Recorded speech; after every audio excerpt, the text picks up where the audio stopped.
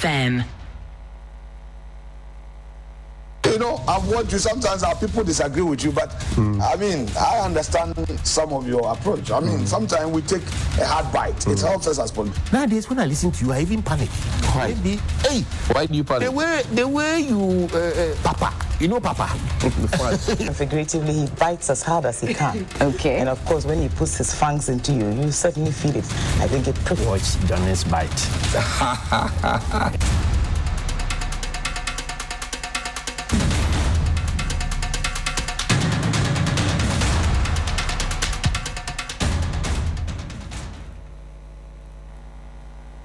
You know, I've watched you. Sometimes our people disagree with you, but I mean, I understand some of your approach. I mean, sometimes we take a hard bite. It helps us as politicians. Nowadays, when I listen to you, I even panic. Why? Hey, Why do you panic? the way you, Papa, you know Papa. Figuratively, he bites as hard as he can. Okay. And of course, when he puts his fangs into you, you certainly feel it. I think it pretty. Watch Johnny's bite. Bismillahir Rahmanir Rahim. Alhamdulillah Rabbil Alameen. Hasbunallah wa ni'mal wakil. The Lord is my light and my salvation. Whom shall I fear? And yea, though I walk through the valley of the shadow of death, I will fear no evil, for you art with me. Thy rod and thy staff, they comfort me. Thou preparest a table before me in the presence of my enemies. You anoint my head with oil, my cup runneth over, and surely goodness and mercy shall follow me all the days of my life. And I will dwell in the house of the Lord forever and ever. Amen. Assalamu alaikum. It's Thursday. It's Throwback Thursday. It's the 19th of June. Welcome to Johnny's Bite. Let me say thank you to all of you for spending your mornings with me, particularly the children who are my biggest support base and fan. And they meet me in town and they tell me they didn't know this. Now they know. I meet adults in town who tell me, oh, so this was happening in town, and I don't know. And quite interesting, not just, you know, the ordinary Ghanaian. You find some very well-placed people in society as well who bear their schedule, not because they do not have time, you know, to read, or do not have the discipline to read and to listen and to watch, but they tell you that, look, you're doing a good job, keep it up. And that's what keeps us focused. It doesn't matter, you know, what is said here, what is said there. I'm sure that by now you know that the FBI is in town, and don't let anybody give you pressure. Don't let anybody anywhere give you pressure. People are living a lie life. I can tell you that on good authority. You go to LinkedIn, people are CEO, blah, blah, blah. You go and meet them at the gobe joint, and they are buying gobe without tatale. They are not vegetarians. Yeah, they are not vegetarians. Don't let anybody give you pressure. I'm telling you. Live your life. You are doing well. You are doing fine. You are trying your best. You are working hard. You are doing a decent, diligent job. It's okay. Do not let anybody give you unnecessary pressure to get yourself into some unscrupulous things. No. Live your life and stay on track. Don't let anybody give you pressure. I'm telling you. If it is a half plot you've been able to acquire at this point, take your time and build. If you have not gotten it, it will come. Take your time. Don't let anybody give you pressure. You don't have an iPhone. Don't go and trade off your body to be able to get an iPhone. No. Because I'll come there, don't worry. These are just preliminary comments.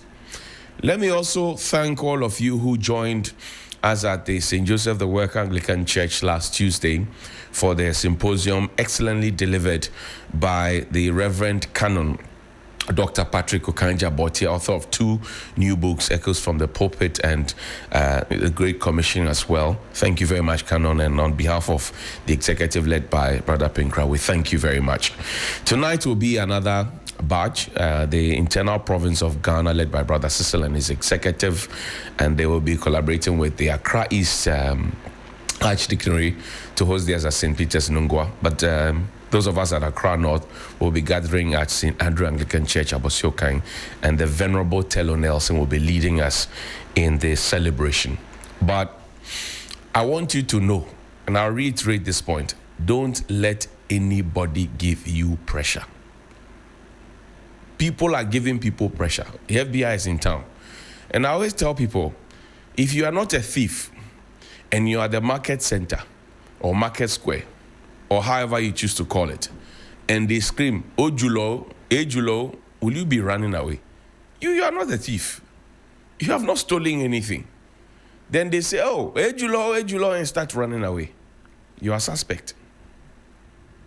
You are suspect. You are suspect. You are not a thief. You are in the market center. And then they scream, Ejulo, Ejulo, and then you are in a hurry to run away. Why are you running? As the meme says, why are you running? In our country, you find people who have made money overnight. And there are always many schools of thought. People make money, and when others ask questions about how the money was made, they are insulted. They are called haters. We have seen some in this country before. Overnight millionaires. I'm not talking about one-off events or whatever it is. Overnight millionaires.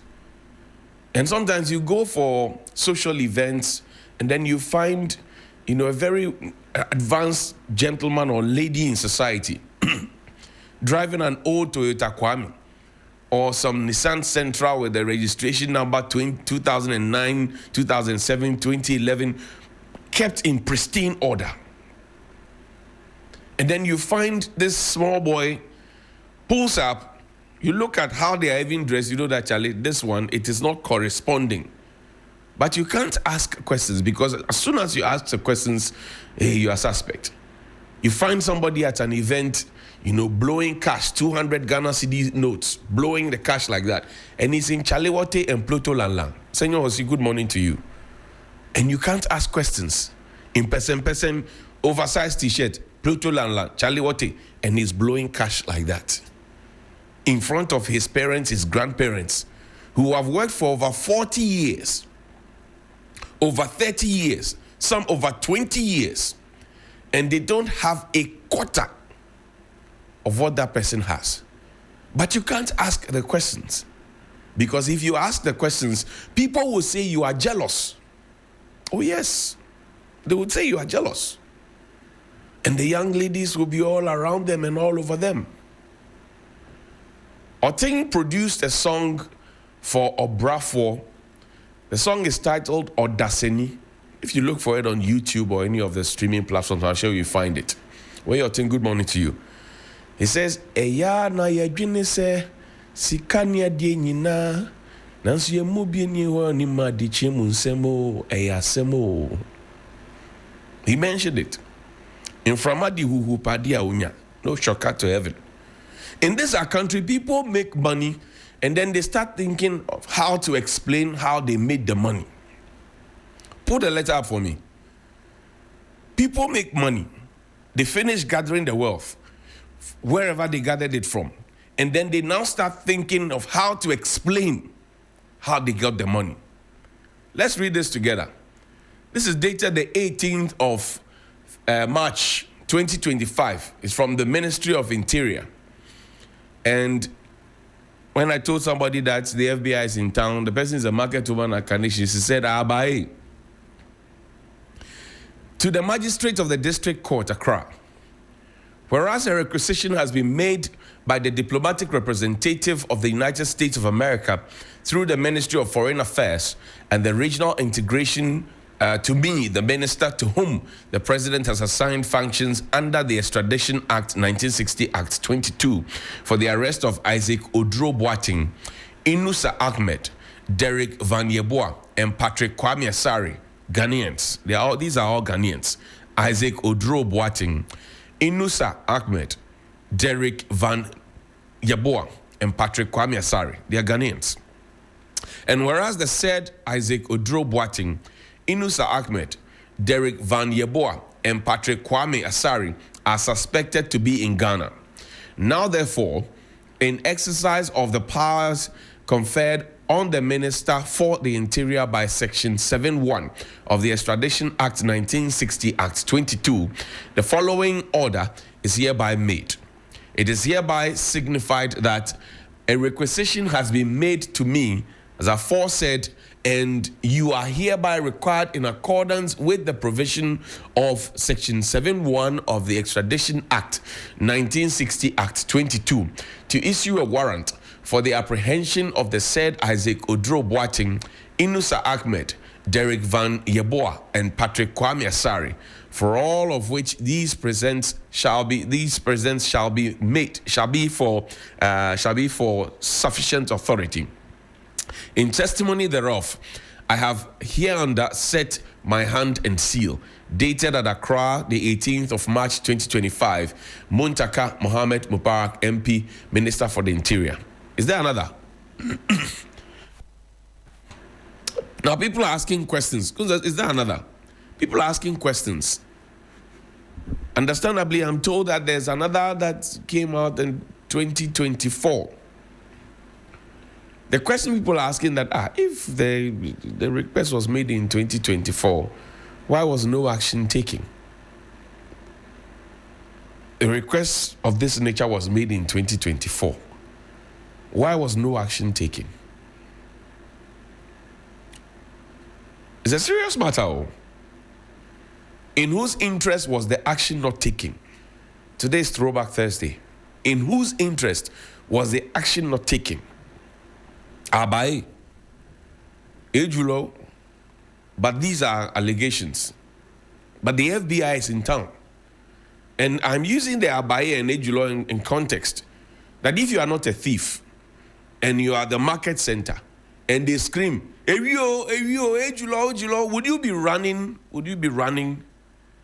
I'm sure you'll be making way for those who are chasing whoever to be going to chase them, or to continue chasing them. Right? But if you are, you know you are guilty, you will follow through and start running for your life. I am saying again to the young people of this country, maintain focus, work hard, work smart, and be diligent. Yesterday, I saw something on social media where somebody was suggesting that, the FBI is in town, but they will be looking for those who, are getting the big bucks, the 100,000s, the 200,000s, the 1 millions. They'll be looking for those people and not those who are doing small ones like $10,000, $5,000, $2,000, $1,300 thereabouts. And then I laughed. You see your footprints. And this is to all the boys and girls who browse, and to the girls who are used, your face is used out there to convince some old man out there that, I'm in love with you, come and marry me, my mother is dead, my grandmother, and some of the stories that I used to go to the internet cafe. You disguise yourself, you go to the internet cafe, and you listen to some of the conversations, and you're like, wow. You are killing your grandmother because you are looking for $1,000. Your grandmother who goes on her knees to pray for you every single day, you are killing your grandmother because of $1,000. But no here, so win him. Just to come and show off. At 17, at 18, at 19, at 20, people already want to have vehicles. They want to show people that I have a mansion. I have this, I have that. What work have you done? I am not anti-Rachel, no. Everybody, money is sweet. If you give me money, I'll take. Yes, if you give me money, I'll take. Money is sweet. Everybody knows money is sweet. We know.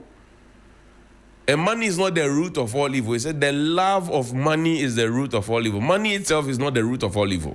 So money is not a bad thing. It is the love of it that is the root of all evil. But to the point where it destroys the moral fabric of society, then it is dangerous. And you see, this didn't start today. It started a very, very, very, very, very long time ago. You, the parents, are also part of it. You know in your heart of hearts that your child who lives with you, when she comes back from the university on vacation, you all boil anwamu, fry 2 eggs, grind pepper, sit together, 6 of you, and eat from one pot. Happily. One pot, all of you. Suddenly, your daughter goes for level 100. And then by the close of the year, she comes back. She has an iPhone. She has money to give to you. Now you become her washman. You, the mother, become the washman of an 18-year-old girl. She has her nails. She won't wake up early. She won't do any house chores. She's always going out. Somebody is picking and dropping. Different cars are coming in and going out, and you are watching. And you are the washwoman. You are the one washing. What kind of parenting is that? What kind of parenting is that? Flip the coin. The boy is in your house, right? You have given him your boy's quarters or some small place. He has also set up whatever it is. He's bringing all manner of friends and all manner of girls in. He doesn't do anything. Wakes up, they are drinking, they are smoking, loud music in your house. But because they give you money and they take care of, they go out, they bring pizza, they bring this, they bring that. So you're quiet about it. You are part of the problem. And this morning I'm doing real journalism and conscience of the nation. You're part of the problem. I am not anti-rich. Let me reiterate that. But we are building a certain society that if we do not take care and we do not block it at some point, we will have ourselves to blame. We will regret. You go to church these days and people have their hats on in church. They turn it around. They have their, because when Osofo says, I want 2,000 Ghana cedis donation for harvest, they are the first to be able to give. They can even up the game and give Osofo 5,000. So Osofo can't talk. Saggy pants in church, you know. I'm not blaming anybody. I mean, you can, elsewhere when you travel, these things happen. But I'm saying that, are we losing ourselves because of money? Are we missing the point because of money? Are we missing the plot because of money? You think that, sit down and think about it deeply. Suddenly somebody becomes a chairman. You are going to buy wachi, and there are 3 cars in a convoy going to buy a pack of wachi and come back. You are going to buy wachi, and they learned it from the big boys. Because when the big boy is going somewhere, there's a motor in front, there are 2 vehicles, and then they are moving around, they get down, and there are about 16, 18 people all around them, and it's the aura of importance. And you see, I can't say something. They say, and yet sikania, this is something we need pray, man. I'm not getting it right. Some people have all the money, but Charlie, when they shudder, you say, binya. I said, well, good morning to you. Some people have money, but Charlie, when they shudder, you say, binya. Some people too don't have anything. They'll go to their modest catamanto. When they step out and they step into the room, you will bow. Class and style. If you take your time, it will come to you. I'm telling you. Patient men eat ripe fruits. Patient men. They eat ripe fruits. Patient men. They eat ripe fruits. So as a country, we need to, and I will throw this to the Ministry of Chieftaincy and Religious Affairs. I will throw this to them. Even our chieftaincy institution is part of the problem. Somebody suddenly becomes wealthy. We don't question where the wealth came from. Then we find the chieftaincy tax and they collect it. Somebody suddenly, and it's happening all across. If I'm telling lies, tell me. Somebody suddenly gets money, and then we bestow a chieftaincy title on the person. And then we throw away all our musketry, and the person procures pump action guns for us to be following us around. Our chieftaincy institution is also part of the problem. I've spoken about the people involved. I've spoken about the parental institution, and now on the chieftaincy institution. They are also part of the problem. Then you have now, it's fashionable for young people to be on social media showing people, this is my Rolls Royce. Do you know how much a Rolls Royce costs? And this is my Bentley. Do you know how much it costs? And this is my Maybach. Do you know how much it costs? What work have you done? Our very own institutions in this country have also failed us to a very large extent. Somebody suddenly starts showing these things. If I were working at GRA, I would just invite you to come and show me your books and how you made them. And it's that simple. I'm not going to fight you. I'm not going to come and pick you up in a Rambo style. No. I'll just invite you to come and explain to me, oh, Chairman, I salute, how be? Oh, Charlie, we admire you, we adore you. This one, how did you buy it? How did you make it? Show us the way, Odogu. We will, if I worked at GRA or I'm a staff at GRA, we will do that. The lifestyle audit, we will conduct it so that we all come to understand how things are going on. Yoko, then you call people. In the days when Yoko used to be the serious fraud office, when they mention it, your stomach turns. Your stomach turns. Today, when Iyoko is mentioned, people say, oh, they are coming to witch hunt you. We are all part of the problem, I'm telling you. And now to the media, to us. We are happy to give our platforms to all manner of people. The media is supposed to inform, educate, entertain, and for me, as taught by KKD, elevate. Elevate. This morning, I'm pricking the conscience of the nation. Elevate. There's new media now. Largely in traditional media, you may not find these things, but in new media, bloggers who have become part of the media, the regulatory regime, what is happening in that corner? And we are following people around with our gimbals and we have our phones and we are taking photos of them and we are showing what shoe they are wearing. I'm saying I'm not anti-money. But I'm saying, what are we teaching the next generation? The next generation. What are we teaching them?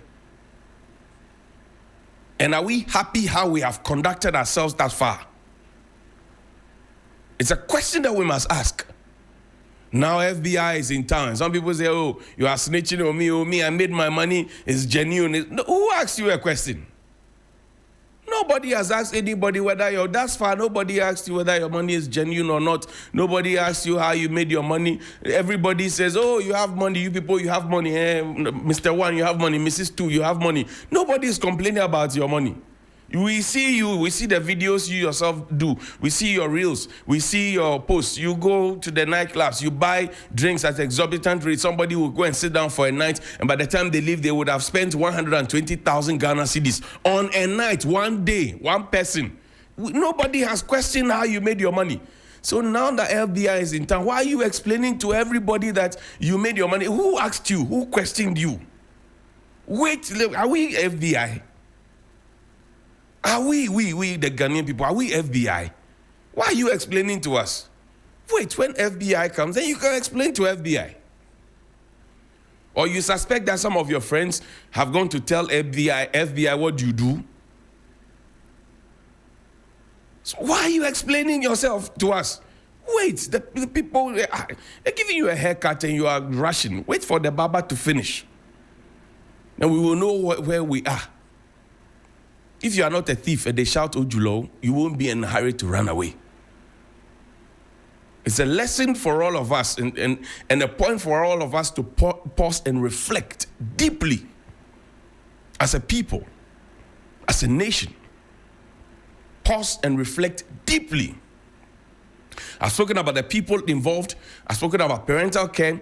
I've spoken about our chieftaincy institution. I've spoken about our religion, right? Religious institutions. I've spoken about the institutions of state. And now I talk about the elders in society. Those who see, they get worried. They complain to some of us in private, but publicly, they shut up about it. And then when they go and mount the platforms, they say, oh, and this young man is doing very well, and this young man is... Did you pause to ask questions where that young man or young woman made the money from? There are rich men in this country. that when you mention their names and you talk about how much wealth they have made, there is a track record to what they have done.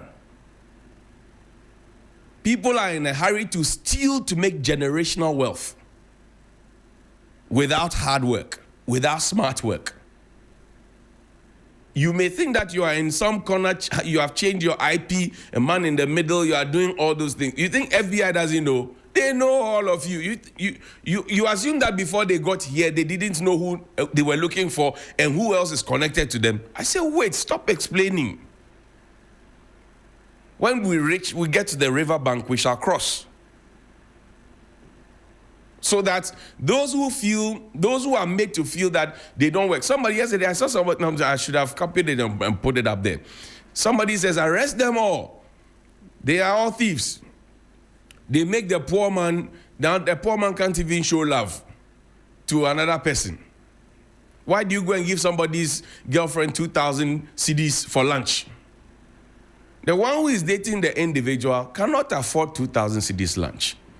You can go and buy nice gobe, then they share and they will have nice chat, and then the love will be growing small. So suddenly you come into the picture and you change the game, you 2,000 CDs. Would the lady be interested in your, 30 CDs gobe? No. You have spoiled the thing. He has to start all over again. You have broken poor man's heart. Why do you people do that?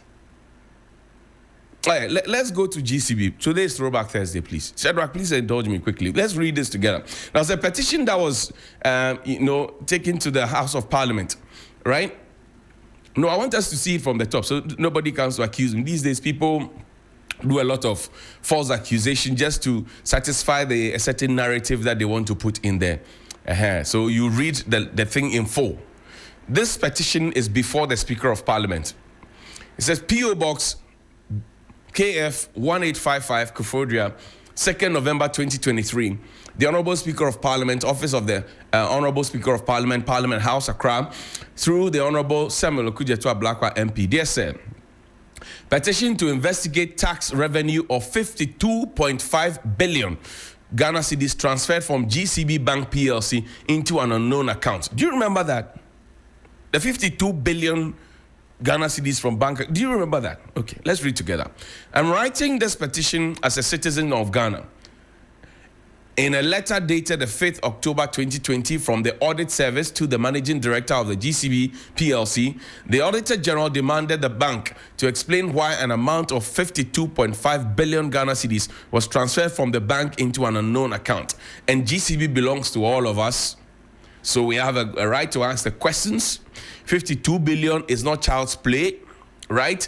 And this happened a long time ago. Why haven't we concluded on this matter? I don't know. But since then, the Auditor General has not provided any explanation to the Ghanaian taxpayer to explain. Now, 1, who authorized that amount to be transferred by the bank? 2, into what account the money was transferred? 3, details of the recipient account and any related issues. Mr. Speaker, the average exchange rate for October 2020 was 5.77522 to $1.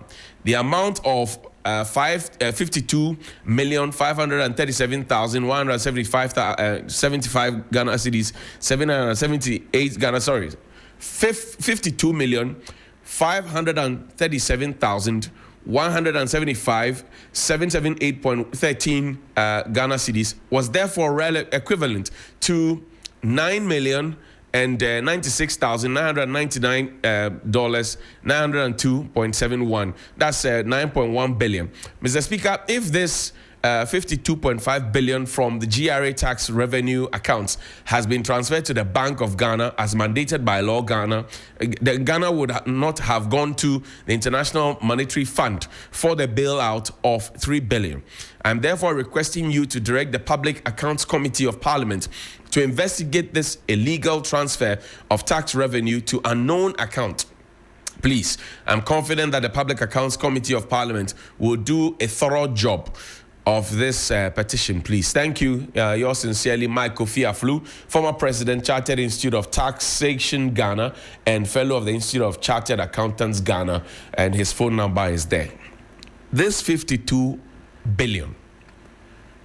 Why don't we still have answers? Today is Throwback Thursday. This 52 billion. Why don't we still have matters? And today, let me just quickly add also that Bishop Matthias will be celebrating the Corpus Christi also in Ho. Bishop Matthias, good morning to you. Now, let's read the letter of the audit service. This is dated the 5th of October.